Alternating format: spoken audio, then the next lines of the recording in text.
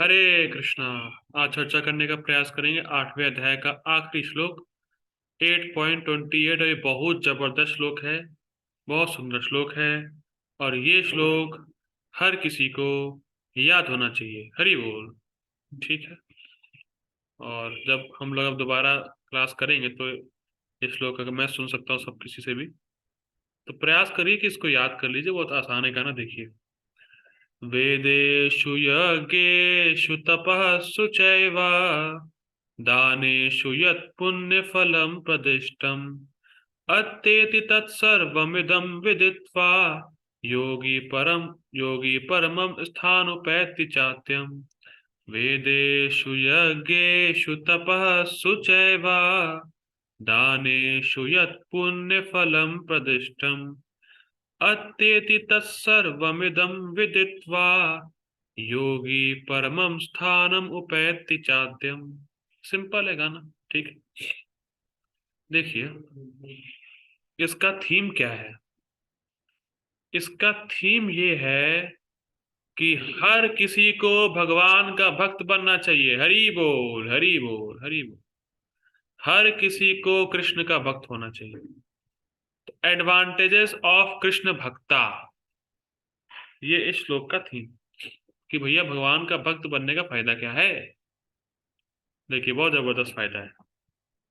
वेदेषु यज्ञेषु तपस्सु चैव, सारे वेद पढ़ने से, सारे यज्ञ करने से, सारी तपस्या करने से, सुचैव, अच्छे प्रकार से वेद पढ़ लिए, अच्छे प्रकार से यज्ञ कर लिए, अच्छे प्रकार से तपस्या कर ली, चा एव, निश्चित रूप से सब कर लिया है, दानेशु, और दान भी कर लिया है, यत पुण्य फलम प्रतिष्ठम, इन सब चीजों को करने से जो पुण्य आता है या पुण्य फल मिलता है या पुण्य फल इकट्ठा होता है, अत्येति तत्सर्वम इदम विदित्वा योगी, वो एक भक्त को ये सब नहीं करने से मिल जाता है। फिर रिपीट कर रहा हूं। सारे वेद पढ़ने का पुण्य, सारे करने का पुण्य, सारी तपस्या करने का पुण्य, सारा दान करने का पुण्य, जो सब पुण्य को इकट्ठा कर लीजिए, आप एक जगह ले आइए। वो सारा पुण्य एक भक्त को बिना वेद पढ़े, हम लोगों में से कितने लोगों ने वेद पढ़ा है यहाँ पे? किसी ने नहीं पढ़ा है। तपस्या किसने की है? पहाड़ में जाने की किसी ने की है। दान करने की क्षमता किसके पास है? मेरे पास पैसे ही नहीं है, मेरे पास तो तो कुछ नहीं किया है। फिर भी ये सारा पुण्य जो भी इन सबका इकट्ठा होता है, सब एक भक्त को मिल जाता है। ध्यान देने वाली बात है एक और, ये तो मिलता ही है, साथ में एक और चीज मिलती है। देखिए, खाली वेद अध्ययन करने से, खाली तपस्या करने से, खाली दान करने से आपको पुण्य फल तो मिल जाएगा, लेकिन भगवान का धाम नहीं मिलेगा सब करने से। ये सब करने से आप भगवान के धाम नहीं जा सकते, लेकिन ये सब तो पुण्य मिलता ही है भक्त को। परमम स्थानम उपैति चाद्यम, और साथ में भगवान का धाम भी मिल जाता है। और क्या चाहिए भैया? मतलब जो पुण्य फलों से सुख सुविधा जो प्राप्त होती है इस जगत में, वो तो भक्त को मिल ही जाता है। भौतिक रूप से सुख सुविधा तो भक्त को मिल ही जाती है, और उसके ऊपर वो भगवान के धाम भी जाता है। लेकिन जब तक कोई पुण्य नहीं होगा, तब तक आपके भौतिक जीवन में धन भी नहीं आएगा, सुख संपत्ति भी नहीं आएगी। जब पुण्य होता है तभी व्यक्ति अच्छे घर में जन्म लेता है, अच्छी पढ़ाई करता है, सुंदर दिखता है, सब चीजें होती हैं। तो जब भक्त बन जाता है कोई कृष्ण का, तो सारे पुण्य फल उसको मिलते हैं। तब उसके जीवन में भौतिक रूप से भी संपदा आती है, और साथ साथ वो भगवान के धाम भी जाता है। भैया क्या लोगे इससे ऊपर? आप देखे होंगे, देखते होंगे, इस्कॉन मंदिर जाइए तो भक्त लोग कोई बहुत बड़ी तपस्या नहीं करते, इतना बड़ा कार्य नहीं करते कि मार पसीना आ रहा है और कुछ थके जा रहे हैं, मरे जा रहे हैं। बड़ा सुख सुविधा आराम से रहते हैं, खाने को मिलता है खूब बढ़िया प्रसादम, आराम से जब करते हैं, आराम से सोते होते हैं, मतलब दिन में भी आराम करते हैं आराम से, सब कुछ बिल्कुल फिट है। और वहीं एक कंपनी का एम्प्लॉय मरा जा रहा है, काम कर रहे मरा जा रहा है, मरा जा रहा है, और वो भी वही सेम चीज खा रहा है जो एक भक्त, मतलब भक्त तो प्रसादम खा रहा है फिजिकली, मतलब वो भी उतना ही खा रहा है जितना भक्त खा रहे हैं, और भक्त बिना कुछ किए खा रहे हैं, सिर्फ भगवान की भक्ति कर रहे हैं, बाकी सब अपने आप आ जा रहा है। तो बात इस बात को बोलते हैं, by chanting Hare Krishna everything will come automatically, सब चीज अपने आप आएगी, आपको जाने की जरूरत नहीं। तो जो एक व्यक्ति भक्त बन गया है कृष्ण का, तो सब कुछ सुख सुविधा उसको भौतिक रूप से मिलेगी, और एंड में भगवान के धाम भी जाएगा। तो सबसे इंपॉर्टेंट है कृष्ण की भक्ति, उसी से सब पुण्य वगैरह सब उसमें इंक्लूड है, और भगवान के धाम भी सब प्राप्ति है वहां पे रखा है। तो कृष्ण भक्ति करिले सर्व कर्म कृत होए, जिसने कृष्ण भक्ति करी है उसके सारे कर्म उसने अपने आप ऑटोमेटिक कर लिए। कितना सुंदर है। तो कृष्ण भक्त होना बहुत इंपॉर्टेंट है। ठीक है, तो ये श्लोक आपको याद होना चाहिए सबको। ठीक है। प्रभुपाद जी का अनुवाद। जो व्यक्ति भक्ति मार्ग स्वीकार करता है, सिर्फ स्वीकार कर लिया कि हाँ बड़ी अच्छी चीज है, मैं भक्ति करूंगा, भक्ति अच्छे से कर नहीं रहा है, सिर्फ स्वीकार कर लिया है बस कि हाँ भक्ति करना अच्छी चीज है भैया, वह वेदाध्ययन, तपस्या, दान, दाशिता सकाम कर्म करने से प्राप्त होने वाले फलों से वंचित नहीं होता, सब कुछ उसको मिल जाता है। वह मात्र भक्ति संपन्न करके इन समस्त फलों की प्राप्ति करता है, और अंत में परम नित्य धाम को प्राप्त होता है। अब बताइए, मैं बनारस में गया था एक बार, मैंने बताया भी था, शेयर किया था एक्सपीरियंस। मैं वहां पे बनारस में गुरुकुल में रुका था।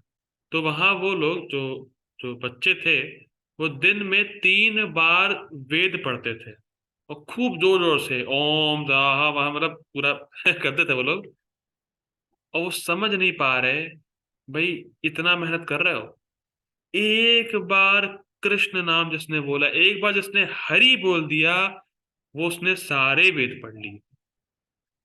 मैंने जपा टॉक लिया है, उसमें है एक हरि, हरि, सारे वेद पढ़ने का फल उसको मिलेगा। ये है, भगवान का नाम नहीं लेंगे वो लोग, बस वेद पढ़ते रहेंगे दिन भर। अरे भाई क्यों सर फोड़ रहे हो भाई, जब डिस्काउंट में एक बार हरी बोलने मिल जा रहा है तो काहे को फिर सर फोड़ना, 3 टाइम जोर जोर से चिल्लाना, गला बैठाना अपना, हरी बोलो ना। वो नहीं समझेंगे इस बात को। तब कर्मकांडी ब्राह्मण की ट्रेनिंग मिल रही थी उन लोगों को, कि कर्मकांड कैसे कराया जाए। हम लोग देखने वाले हैं कर्मकांड कितना गर्हित है। देखिए इसको अभी टीका में देखने वाले हैं हम लोग, कि जो कर्मकांड कर रहा है वो उतना कितना खराब तुच्छ काम कर रहा है। टीका में देखेंगे, देखिए अभी बहुत सुंदर टीका है इसकी, देखिए गीता भूषण टीका। यह श्लोक 7वें और 8वें अध्याय में वर्णित ज्ञान का वर्णन करता है। ठीक। हाँ, एक और बात यहाँ पे रह गई। देखिए जब किसी व्यक्ति को भक्ति करने से सब पुण्य फल मिल जाता है, तो सोचिए वो जो भक्ति स्वीकार कर रहा है वो बहुत रेयर है पहली बात तो। और जिस व्यक्ति को जो व्यक्ति भक्ति कर रहा है, भक्ति के पद को स्वीकार किया, उसको सारे फल मिल गए, तो he is not an ordinary person. तो जो कोई भक्ति कर रहा है कृष्ण की, वो साधारण आदमी नहीं है। तो इसीलिए जो भी आपको भक्त दिखे या भक्ति करता हुआ दिखे, उसका सम्मान करना बहुत जरूरी है। तो फिर रिपीट कर रहा हूँ, चाहे वो आपसे जूनियर ही भक्त क्यों ना हो, वो अभी भी भक्ति में आया हो, लेकिन भक्त प्रभुपाद जी क्या कह रहे हैं, भक्ति पथ स्वीकार किया है। ऐसा नहीं कह रहे बहुत साल भक्ति कर लिया तब मिलेगा फल, ना। जैसे सोचा कि उसमें भक्ति भगवान कृष्ण की करूंगा, एक माला करना शुरू किया, एक नाम भी लिया, सब फल मिल गया उसको, तब वो ऑर्डिनरी इंसान नहीं रह गया। तो मैं हर किसी भक्त का, चाहे वो जूनियर हो चाहे सीनियर हो चाहे अपने लेवल का हो, हमें सम्मान करना चाहिए, उसका करना बहुत जरूरी है, सम्मान उसका होना ही चाहिए। और जब भक्तों का समाज सम्मान नहीं करेगा, तो कर्मी लोग तो वैसे भी नहीं करते सम्मान। जो भक्ति की महिमा नहीं जानता है वो कहता है कहाँ चक्कर में पड़े, हरे कृष्णा इस्कॉन के बिगाड़ रहे हैं तुम्हें, नशा दे रहे हैं। एक भक्त मिले थे, उनके पापा ये सोचते हैं कि इस्कॉन में अफीम सुंघाते हैं। ठीक है, वो भी ठीक है, चलो सोच लो, तुम सोचो, लेकिन यहाँ पे हरि नाम का नशा चलता है। ठीक है, तो बेसिकली जो कर्मी है वो तो वैसे भी सम्मान नहीं करेगा, तो कम से कम भक्तों के समान में सम्मान होना ही चाहिए उसका। ठीक है, आगे पढ़ते हैं, चलिए ठीक है। गीता भूषण टीका। ये श्लोक 7वें और 8वें अध्याय में वर्णित ज्ञान का वर्णन करता है। ठीक है, आगे पढ़ते हैं। स्वर्ग या राज्य आदि फल वेद के अध्ययन के द्वारा, ब्रह्मचर्य और गुरु के सेवा के द्वारा, यज्ञों को उनके संपूर्ण अंगों के द्वारा, शास्त्र अनुसार तपस्या के द्वारा, सही रीति से और श्रद्धा से युक्त होकर दान के द्वारा, जिसमें देश काल और पात्र का विचार हो, प्राप्त करते हैं। कहने का मतलब क्या है? अगर किसी को पुण्य प्राप्त होता है तो उसको स्वर्ग मिलता है या वो राजा बनता है। तो ये विभिन्न पुण्य के कार्य बताए गए यहाँ पे, जिससे कि व्यक्ति स्वर्ग को या राजा बन सकता है, राज्य को प्राप्त कर सकता है, किसी राज्य को। तो यज्ञ करना है, लेकिन सारे अंगों के साथ करना है, तब वो मान्य माना जाएगा। कोई यज्ञ में त्रुटि नहीं होनी चाहिए। ठीक। और दूसरा है गुरु के आज्ञा पालन करना, गुरु के साथ रहना, और तपस्या करना जो शास्त्रों में लिख रखी है।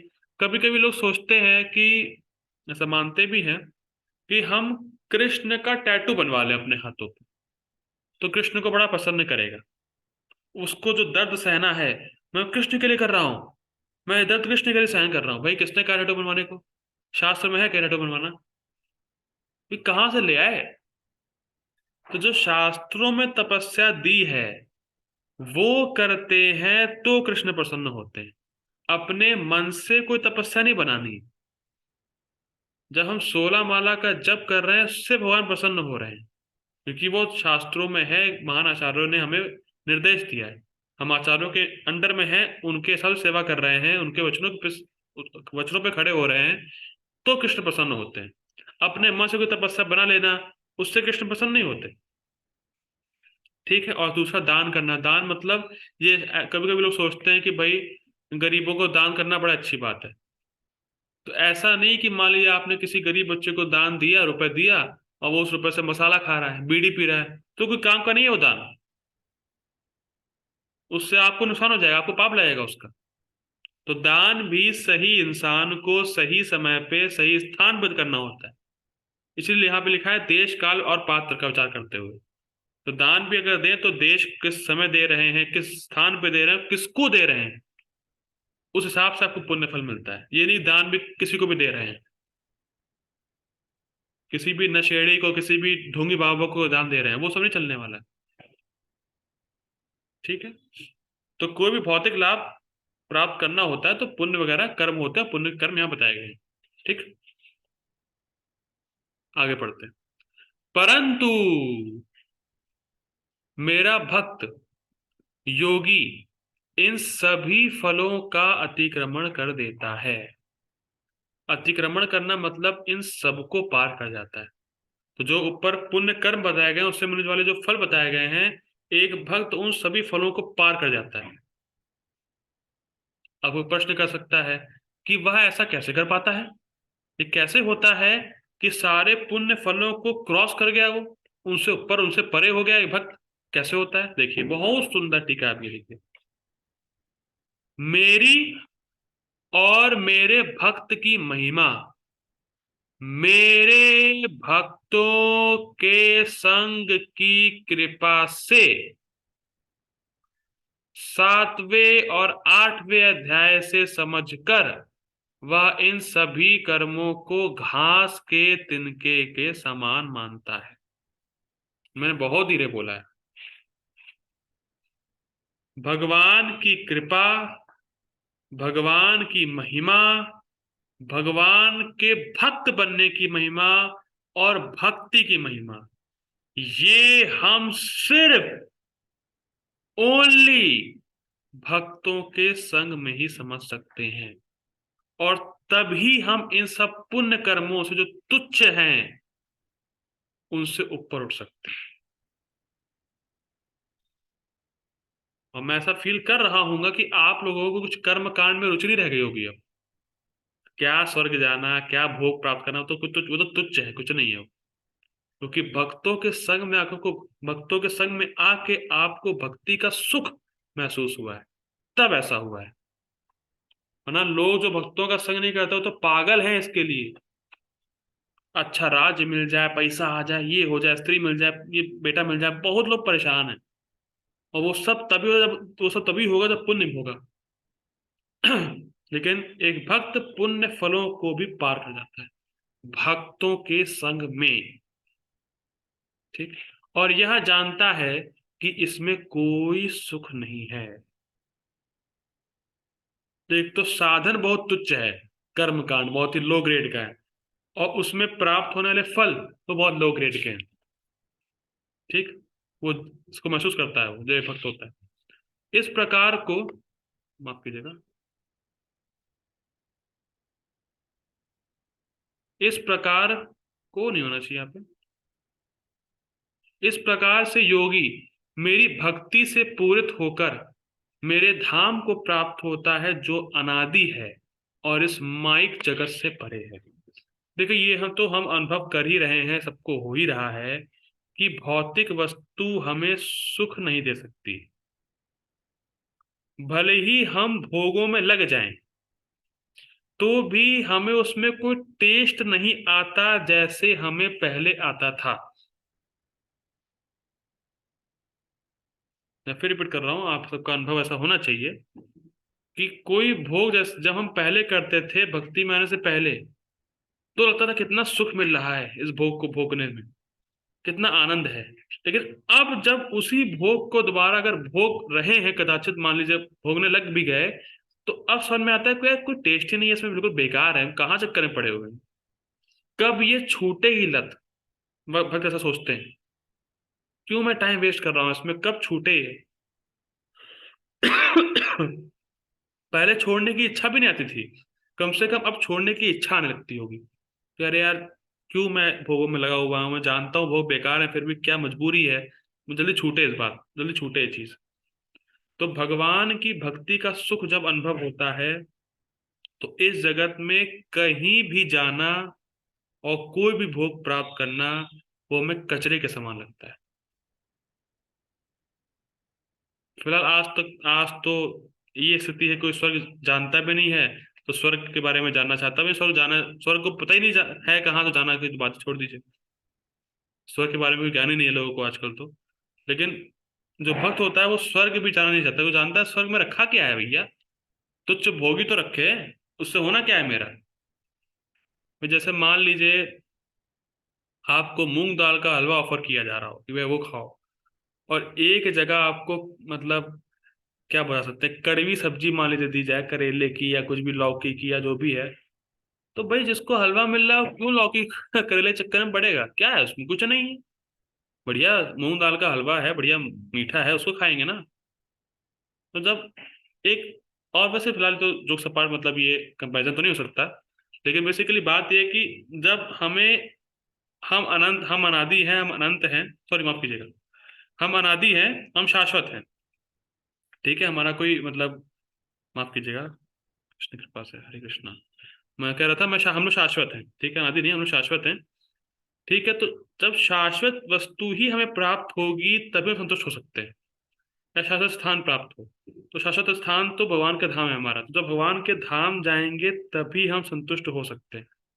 और कोई चीज संतुष्ट कर सकती नहीं है हमें, वो ऐसा आभास मात्र होता है बस कि संतुष्ट हो गए हम। लेकिन जैसे ही उसको भोग लेते हैं तुरंत एक असंतुष्टि का अनुभव होता है। जैसे फॉर एग्जाम्पल मैंने पहले बताया, जैसे मान लीजिए आप कभी शादी में गए और वहां पे बहुत सारे आइटम है खाने को। ठीक। तो मान लीजिए आपने बहुत सारे खा भी लिए, तो आपके पेट की लिमिटेशन होती है, तो फिर भी आप असंतुष्टि का अनुभव करेंगे, अरे यार मैंने ये तो खाया ही नहीं। इतना खाने के बाद भी असंतुष्ट कि ये तो मैं खा ही नहीं पाया, क्योंकि आपकी एक लिमिटेशन है, आप उससे ज्यादा खा नहीं सकते। तो हम एक लिमिट में भोग कर सकते हैं, उससे ज्यादा भोग नहीं कर सकते। तो जब हम उससे ज्यादा भोग कर नहीं पाते तो असंतुष्टि का अनुभव होता है, अरे यार मैं उससे ज्यादा भोग नहीं कर पाया, और नहीं खा पाया, और नहीं देख पाया, और ये नहीं कर पाया। तो जो भोग किया है अब उस पर ध्यान नहीं है, तो नहीं कर पाए उस पर ध्यान होकर संतुष्ट होते हैं। तो हम कैसे भी भोग कर लें, चाहे भोग ना भी करें, हम असंतुष्ट ही होंगे, जगत का स्वभाव ऐसा है। लेकिन भक्त जानता है कि ये जो जगत है वो दुखालय है, टेम्परेरी है, मैं शाश्वत हूँ, मैं चिन्मय हूँ, मैं स्पिरिचुअल हूँ। तो मैं उसी स्थान पे जाके, उसी एनवायरनमेंट में जाके सुखी हो सकता हूँ, यानी भगवान के धाम जाके ही सुखी हो सकता हूँ। इस जगत में कोई भी स्थान नहीं है ऐसा, कोई भी भोग नहीं है ऐसा जो मुझे संतुष्ट कर सके। और ये कब उसको रियलाइज होगा, कब उसको फील होगा, ये भक्तों के संग में, अदरवाइज पॉसिबल नहीं। ठीक, आगे पढ़ते हैं। योग मिश्रित भक्ति से कृष्ण के अंश की प्राप्ति होती है। कृष्ण का अंश मतलब कौन? मतलब भगवान के ऐश्वर्यशाली रूप की प्राप्ति होती है, वैकुंठ की प्राप्ति होती है। वहां पर चार रसों में भक्त भगवान की सेवा नहीं कर पाएगा। किसके लिए? योग मिश्रित भक्ति के लिए। और यह प्रकाश के पथ से होता है, मतलब जो हम लोगों ने पद देखा था कर्म उत्तरायण का, वो उस पथ से जाता है भगवान के धाम। परंतु भगवान कृष्ण की प्राप्ति केवल अनन्य भक्ति से ही होती है। ये प्लीज आप इसको नोट कर लीजिए, इसको हाइलाइट कर लीजिए। योग मिश्रित भक्त भगवान के ऐश्वर्य जो रूप है, जैसे नारायण हो गए या वैकुंठ में विष्णु हो गए, जो ऐश्वर्य भाव में रहता है, ऐश्वर्यशाली जो भगवान है, वैकुंठ में रहते हैं, उनकी प्राप्ति होती है योग मिश्र भक्त को। लेकिन जो अनन्य भक्ति कर रहा है, वो भगवान कृष्ण को गोलोक वृंदावन में वो प्राप्त कर सकता है, तो अनन्य भक्ति कर रहा है। तो भगवान कृष्ण की प्राप्ति केवल अनन्य भक्ति से ही होती है, यही 8वें अध्याय में बताया गया है। तो 8वें अध्याय का सार यही है कि अनन्य भक्ति करके ही, अनन्य भक्ति का मैं फिर बताता हूँ मतलब क्या होता है। अनन्य भक्ति का मतलब जिसका साधन भक्ति है और जिसका साध्य है भगवान के चरण कमलों की प्राप्ति, और कुछ नहीं चाहता वो। तो साधन में भी अनन्यता है और साध्य में भी अनन्यता है। साधन मतलब भक्ति ही, और साध मतलब भगवान की प्रेमा भक्ति। तो इस भक्ति को कहते हैं अनन्य भक्ति, और इस प्रकार की भक्ति से भगवान कृष्ण प्राप्त होते हैं। तो ये बहुत इंपॉर्टेंट है। अब देखिए, देखिए मैं फिर रिपीट करता हूँ। कोई धर्म ना पालन करो इसलिए भक्ति करो, ऐसा नहीं है। देखिए इसमें समझिएगा अंतर। हम कोई धर्म पालन नहीं करेंगे इसलिए भक्ति कर लेते हैं ना, हम भक्ति कर रहे हैं इसीलिए कोई और धर्म पालन करने की जरूरत नहीं। ये है ना भक्ति। मैं फिर रिपीट कर रहा हूँ। अरे कोई धर्म पालन, क्या सब धर्म पालन करने में कष्ट है इसलिए भक्ति कर लेते हैं, ये नहीं। मैं भक्ति कर रहा हूं तो इससे तो और कोई धर्म पालन करने की आवश्यकता है ही नहीं। भक्ति अपने आप में सर्वसमर्थ है। तो ये भाव होना चाहिए। ठीक, पढ़ते हैं।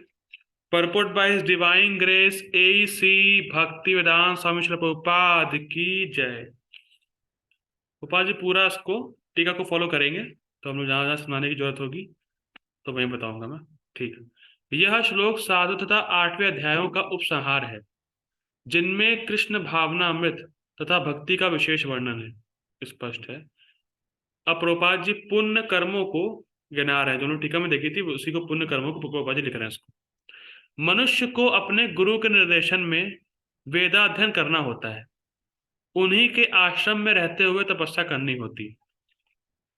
ब्रह्मचारी को गुरु के घर में एक दास दास की भांति रहना पड़ता है, और द्वार द्वार भिक्षा मांगकर गुरु के पास लाना होता है। कोई कर रहा है आजकल ऐसा? नहीं, कोई नहीं कर रहा आजकल।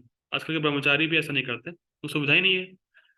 उसे गुरु के उपदेश पर ही भोजन करना होता है, ये तो बहुत कठिन बात है।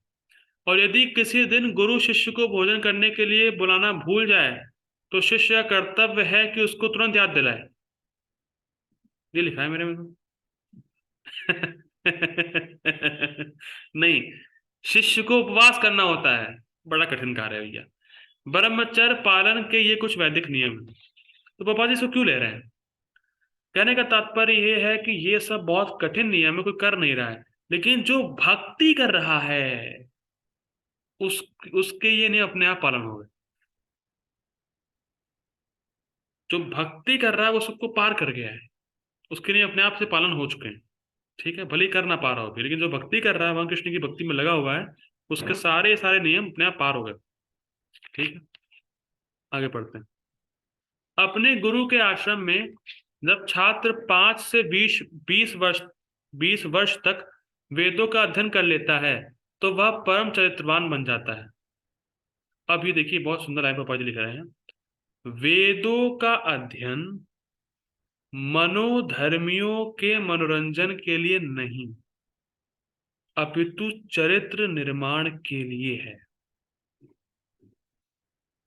वेदों का अध्ययन इसलिए नहीं है कि मैं उसको घुमा फिरा के अपने इंटरटेनमेंट पर्पस के लिए दूसरों के सामने लाऊं।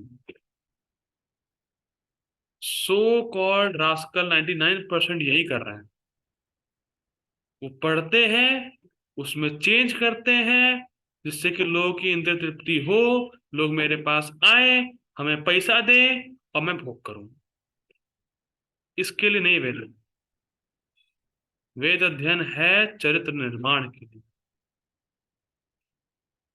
वेदास एक कैरेक्टर बिल्डिंग नॉलेज देते हैं, कैसे हमारा कैरेक्टर अच्छा बिल्ड हो, जिससे आदमी के पास ये विवेक हो, उसको क्या करना चाहिए और क्या नहीं करना चाहिए, इस मानव जीवन में क्या करनीय है और क्या नहीं करनी है। वेद वेद ये बताते हैं हमें, और जो करनीय है उसको करने की क्षमता, सामर्थ्य या पावर देते हैं। तो चरित्र निर्माण के लिए वेद पढ़ना चाहिए ना। मैं जानता हूँ एक भक्त को, तो एक भक्त के दोस्त हैं, याद आ जाता है बीच बीच में एक भक्त के स्कूल के दोस्त हुए, तो बहुत सालों बाद वो एनआईटी से पढ़े। एनआईटी कॉलेज बड़ा फेमस है, आईआईटी के नीचे होता है। एनआईटी से पढ़े हैं, और अपने स्कूल टाइम में वो पढ़ने में अच्छे थे, तो एनआईटी में पढ़े, बड़े अच्छे नंबर लेके आ गए, सब भौतिक रूप से सफलता है उनको, वो जॉब कर रहे हैं। लेकिन जब उनसे मिले वो भक्त, अब तो वो भक्त बन गए, दूसरे जो व्यक्ति हैं, तो जब उनसे मिले तो उन्होंने ऑब्जर्व किया कि एक बार भी उनके मुख से अपशब्द गए नहीं। बराबर गाली के, मतलब कैसे बोला जाए, गाली की तरह बात ही, मतलब उनकी लैंग्वेज ही गाली हो गई है, ऐसा समझ सकते हैं। उनके मुख से गाली बंद नहीं हो रही है, इस प्रकार का स्वभाव उनका हो गया है। अब बताइए, ये हाल है। एनआईटी से पढ़े हैं, टॉप कॉलेज है इंडिया का, लेकिन उसका जो निकलते हैं, वो जो एनआईटी से निकल रहे हैं, तो क्या प्रोडक्ट मिल रहा है वो देखिए आपके सामने। मुख से गाली नहीं बंद हो रही है, जो मन में आ रहा है वो बोले जा रहे हैं, अपशब्द, गंदे गंदे शब्दों का प्रयोग कर रहे हैं। क्यों? वेद नहीं पढ़े, शास्त्र ज्ञान नहीं है, तो पता नहीं है कि जीभ किस लिए मिली है और किसने दी है। जीभ मिली है भगवान का नाम लेने के लिए, भगवान का गुणगान करने के लिए। हरे कृष्णा कृष्णा कृष्णा हरे हरे, हरे राम राम राम हरे हरे। तो कौन बताएगा भैया? वेद बताते हैं। तो ये समस्या बहुत बड़ा धोखेबाजी चल रही है आजकल के कॉलेजों में, नॉलेज जो एजुकेशन सेक्टर है, सब में धोखाधड़ी है, सब कुछ नहीं रखा उसमें, बहुत बुरे हाल है। ठीक है, आगे पढ़ते हैं। वो सुंदर प्रभुपाद जी का परपोट है ये। इस प्रशिक्षण के बाद ब्रह्मचारी को गृहस्थ जीवन में प्रवेश करके विवाह करने की अनुमति दी जाती है। स्पष्ट है, गृहस्थ के रूप में उसे अनेक यज्ञ करने होते हैं, जिससे वह आगे उन्नति कर सके। उसे देश काल तथा पात्र के अनुसार तथा सात्विक, राजसिक तथा तामसिक दान में अंतर करते हुए दान देना होता है। ये भी देखिए, हमने पढ़ा था कि देश काल पात्र देखना होता है, पढ़ चुके हम लोग।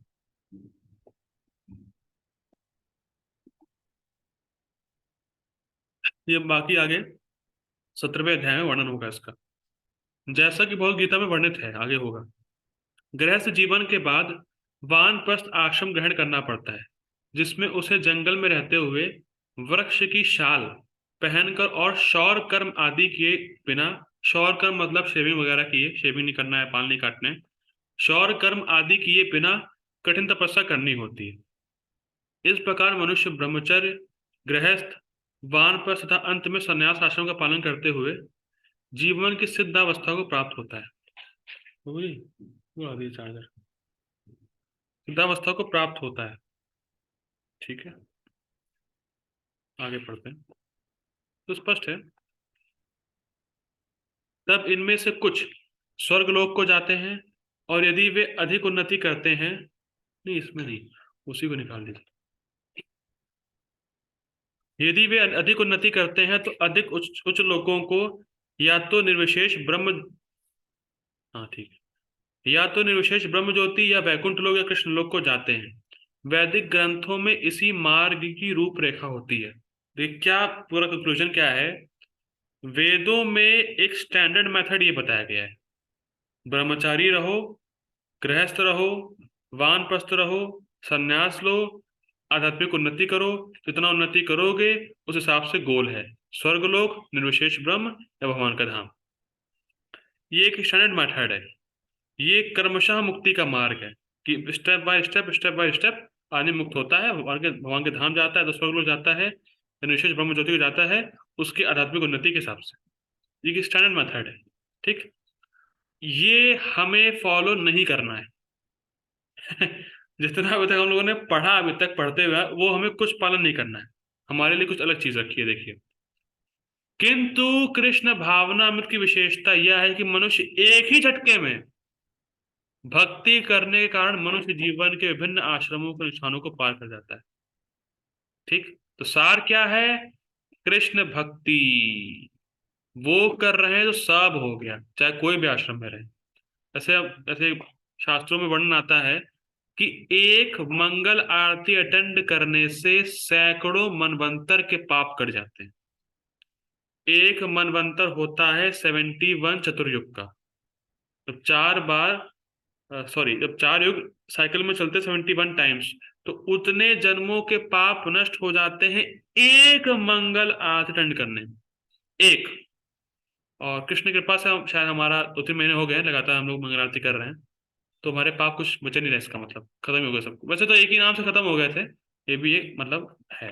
ठीक है, इसलिए मंगल आरती रोज आना चाहिए। ठीक है, ठीक है, आगे पढ़ते हैं। इदम विदित्वा शब्द सूचित करते हैं कि मनुष्य को, अब देखिए ध्यान से समझिएगा इसको, पैराग्राफ को। इदम विदित्वा शब्द सूचित करते हैं कि मनुष्य को भगवत गीता के इस अध्याय में तथा 7वें अध्याय में दिए गए कृष्ण के उपदेशों को समझना चाहिए। कृष्ण का उपदेश क्या है, अनन्य भक्ति करना है, कृष्ण का होकर कृष्ण के लिए कृष्ण का भजन करना है, ये अनन्य भक्ति है, और कुछ नहीं चाहिए बदले में। तो कृष्ण का उपदेश क्या है, अनन्य भक्ति करना है, यही 7वें और 8वें अध्याय का मुख्य थीम है। ठीक, उसे विद्वता या मनोधर्म से, इस, ये बहुत इंपॉर्टेंट लाइन देखिए, बहुत इंपॉर्टेंट, उसे विद्वता या मनोधर्म से इस दोनों अध्यायों को समझने का प्रयास नहीं करना चाहिए, अपितु भक्तों की संगति से श्रवण करके समझना चाहिए। आप बताइए।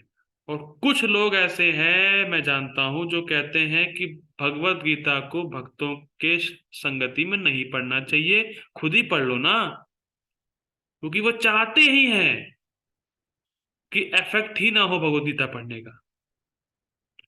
भाई लोग क्यों डरते हैं, क्यों डरते हैं लोग इस्कॉन से, क्योंकि इस्कॉन की कथाएं काम करती हैं, लोग चेंज होते हैं सारी कथा सुन के। डरते हैं कि भक्तों के संग में मत सुनना, अकेले अकेले अपना पढ़ लो भैया, अगर पढ़ना है, अकेले पढ़ो, भक्तों के संग से मत पढ़ो। अगर पढ़ोगे सुधर जाओगे ना, तो सुधरना क्यों है, बिगड़ो ना तुम। ये बिगड़ने का युग है, सुधरने का युग नहीं है। शराब पियो, वुमेन हंटर बनो, ये करो वो करो, बिगड़ो ना, ये चाहते हैं। सुधरने का काम नहीं है इस युग में, बिगड़ने का काम है, बिगड़ो भैया, ये हाल है। भक्तों के संग में मत जाना, बिगाड़ देंगे, ये हाल है। कि जानते हैं कि इस्कॉन के भक्त की वाणी काम करती है, आदमी चेंज होता है, भाई सुधर जाएगा तो हाथ से निकल जाएगा, ये है। लेकिन प्रभुपाद जी स्पष्ट कह रहे हैं कि जो भक्तों के संग में ही श्रवण करना है, बस। बहुत सुंदर बात है। ठीक है, हमारा टाइम भी खत्म है, तो मैं प्रयास करूंगा ना, नेक्स्ट मीटिंग लेनी पड़ेगी। 7वें से लेकर 12वें तक के अध्याय भगवत गीता के सार रूप हैं। एक सो कॉल्ड हुए महात्मा, जिनका बर्थडे 2 अक्टूबर को आता है।